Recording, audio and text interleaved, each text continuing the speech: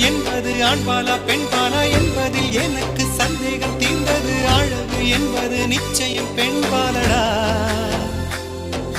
கவிதை என்பது மொழியின் வடிவம் என்றொரு கருத்தும் இன்று உடைந்தது. கவிதை என்பது கன்னி வடிவமடா. மின்னலை பிடித்து மேகத்தில் துடைத்து பெண் என்று படைத்து வீதியில் விட்டு விட்டார்.